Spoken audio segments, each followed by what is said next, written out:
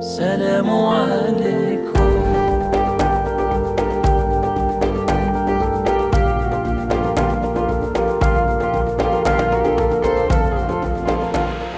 Kualitas jiwa itu terefleksi pada kualitas kesadarannya. Ya, jadi aktornya jiwa itu bisa diukur dari kualitas kesadarannya. Apa itu kesadaran? Kesadaran adalah perpaduan antara akal kecerdasan, sifatnya nanti terkait dengan hal-hal yang ilmiah, dan yang kedua terkait dengan kepribadian, terkait dengan akhlakul karimah. Perpaduan antara kecerdasan yang ilmiah dengan kepribadian yang akhlakul karimah itu akan menampilkan kualitas kesadaran seseorang. Kalau kecerdasannya turun, maka kualitas kesadarannya akan turun. Kalau kecerdasannya naik, semakin cerdas, semakin dahsyat, semakin jenius, maka kualitas kesadarannya itu semakin tinggi. Jadi jangan mengabaikan kualitas kesadaran, akal kecerdasan. Sejak awal Islam sudah mensyaratkan kalau mau masuk Islam, kalau mau belajar Islam, mau menjalani Islam, maka syarat pertamanya adalah akil baligh, akalnya sampai. Salah besar kalau ada orang mengatakan beragama jangan menggunakan akal. Oh, salah besar. Quran yang mengatakan afala ta'qilun, apa kamu nggak menggunakan akalmu? Afala yatafakkarun, apa mereka itu nggak mikir? Afala yafqahun, apa mereka nggak memahami dengan kecerdasannya? Wa yaj'alu rijsa 'alal ladzina la ya'qilun, Allah marah kepada orang yang tidak menggunakan akalnya. Ayat-ayat itu bertaburan di dalam Al-Qur'an Al-Karim. Maka seorang manusia itu harus atau terkait erat dengan akal kecerdasan, karena ini nanti terkait dengan kualitas kesadaran. Jadi ibu-ibu harus menjadikan anak-anaknya yang menjadi anak-anak yang cerdas. Nggak bisa dibiarkan gizinya, pendidikannya, ya, logikanya, analisanya, rasionalitasnya itu harus dilatih. Supaya apa? Supaya dia memiliki tingkat kecerdasan yang tinggi dan kemudian nanti efeknya pada kesadaran. Yang kedua adalah kepribadian, akhlakul karimah. Sekarang ini banyak orang cuma di sini akal kecerdasannya yang dinaikkan, tetapi kurang mendidik secara kepribadiannya.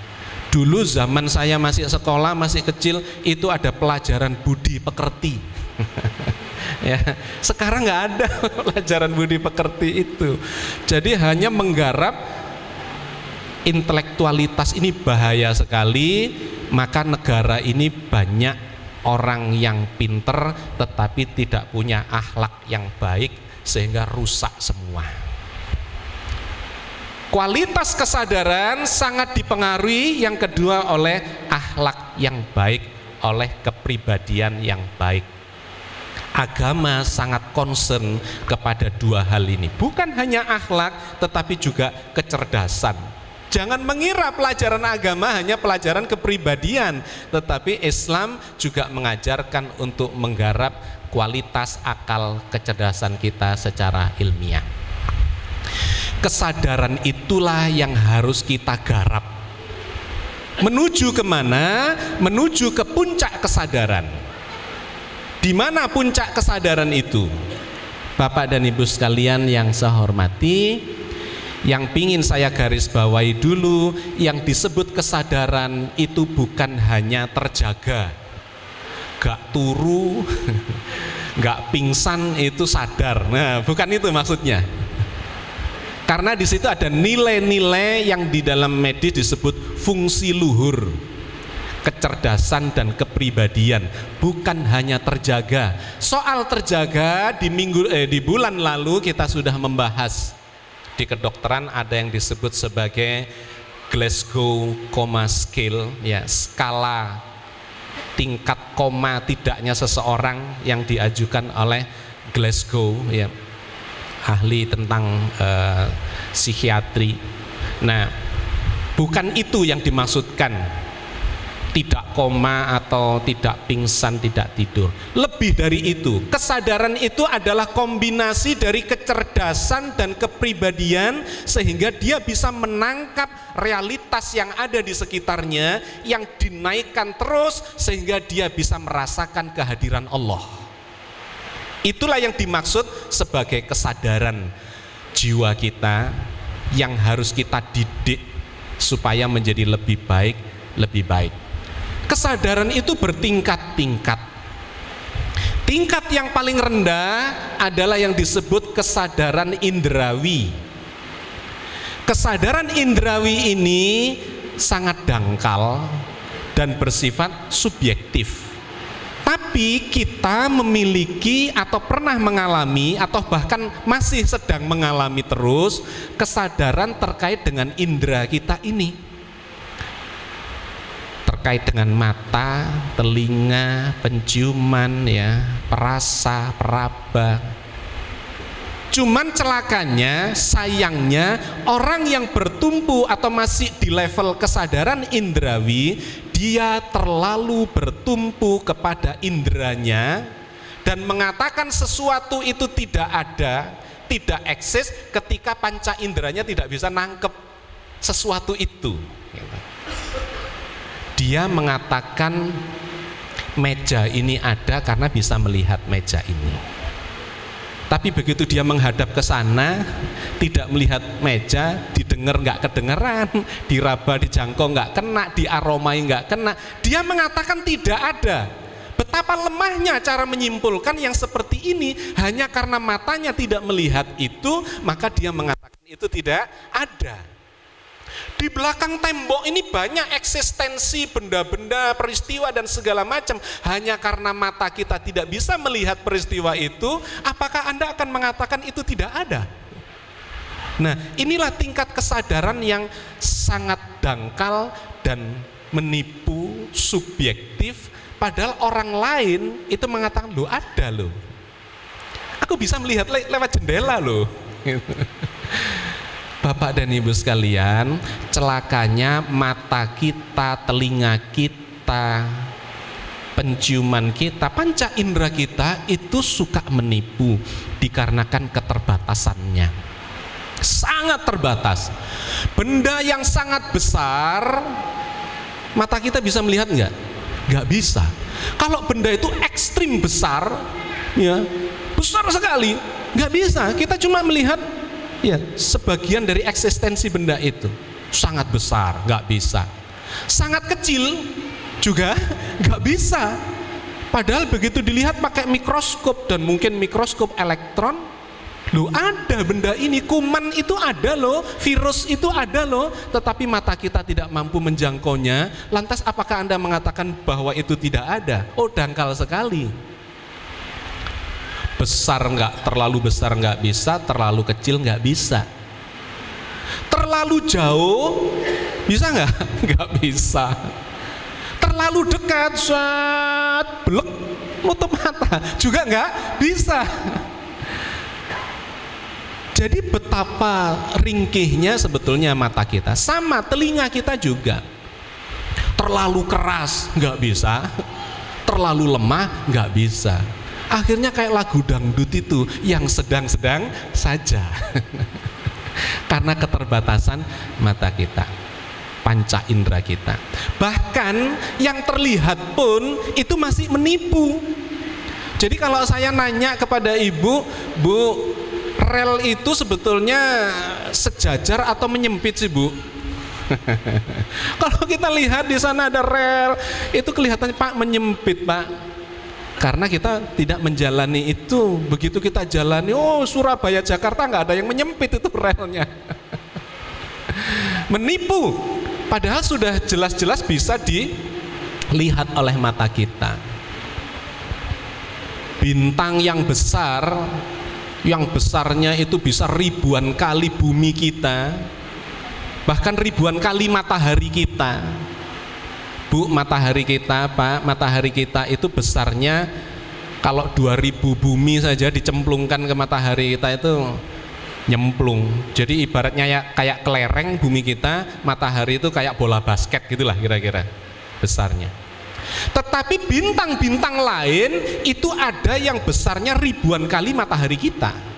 Sebutlah satu bintang namanya Mu CP gitu. Itu besarnya 1500 kali matahari kita. Tetapi bintang yang besar itu malam hari kita lihat di langit kelihatan kecil. Bahkan kesimpulan kecil itu diajarkan oleh ibu guru TK kepada anak-anak muridnya. Bintang kecil di langit yang tinggi gitu. Kesimpulan yang salah dari sebuah kesadaran indrawi. Matahari terbit dari timur. Nah, ini masih ada loh. Bahkan umat Islam yang sekarang ini masih berpendapat yang bergerak itu adalah mataharinya. Bumi ini diem katanya dia. Masih ada. Barusan kalau Anda di internet ya ada ulama dari Arab Saudi yang masih kekeh mengatakan bahwa kata Al-Quran bumi ini diam. Yang bergerak adalah mataharinya. Loh, itu masih ada. Kenapa? Dia terjebak pada kesadaran indrawi. Begitu kita keluar dari bumi ini ya, maka kita baru melihat bahwa buminya yang berputar pada porosnya yang disebut rotasi, dan kemudian dia berputar revolusi mengitari matahari. Itu kalau kita sudah keluar dari bumi kita. Mata kita suka menipu, sehingga kadang-kadang saya bikin tebakan begini, Pak, Bu, dari jauh kelihatannya dilihat itu merah, tapi begitu didekati hijau. Apa itu? Ada yang tahu nggak? Traffic light, Pak. Loh kok iya? Ya karena dari jauh waktunya merah, sampai di situ waktunya hijau. Bukan salah lihat, tapi memang waktunya hijau. Bapak Ibu, mata kita menipu, aroma penciuman kita menipu, ya, masuk ke rumah sakit bau obat, 1 jam di situ tiba-tiba nggak bau lagi. Kenapa? Sudah mulai menipu nih hidung kita, dia beradaptasi. Tangan kita peraba, kalau kita celupkan di air es, air dingin, Anda lepas ya beberapa menit, dilepas, diangkat, masukkan ke air hangat-hangat kuku, Anda akan kicat-kicat, tidak kuat. Kenapa? Akan terasa panas. Itu suka menipu. Jadi Bapak dan Ibu sekalian, oke, ini ada tingkat kesadaran yang terkait dengan indera kita, tetapi sadarilah bahwa ini kesadaran yang dangkal, sangat subjektif. Kalau ada seseorang masih yang dilihat itu adalah yang disimpulkan adalah selalu yang tertangkap oleh panca indera, maka dia belum beranjak kesadarannya kepada level yang lebih tinggi. Termasuk kalau memahami buku saya cuma dari judulnya. Don't, katanya si Tukul gimana? Don't judge the book from the cover, katanya. Jangan menilai sebuah buku cuma dari covernya, dari judulnya. Baca isinya baru menyimpulkan. Ya tadi ngobrol-ngobrol sama sebagian jamaah, masih tidak berani atau temennya juga nggak berani baca buku ternyata akhirat tidak kekal misalnya. Kok bisa gitu, nah dan seterusnya. Ya dibaca dulu. Ada yang usul mbok judulnya itu jangan kontroversial, dirubah saja. Loh lawang kesimpulan saya akhirat memang tidak kekal kok. Kalau ini dijuduli akhirat itu kekal, kemudian kesimpulannya nggak kekal, kan nanti dimarahi orang saya. Oh memang kesimpulannya akhirat itu tidak kekal. Nanti kapan-kapan kita bahas detail ya supaya tidak rancu. Yang kekal ya cuman Allah saja. Kullu syai'in halikun illa wajhah, segala sesuatu bakal binasa kecuali Allah saja. Lah kalau Anda mengatakan akhirat itu kekal, kemudian itu kekalnya sama dengan Allah, musyrik kita. Yang berhak menyandang sifat kekal itu cuman Allah saja. Selain Allah nggak ada yang kekal. Loh, penjelasannya gimana Pak? Kapan-kapan nanti ya.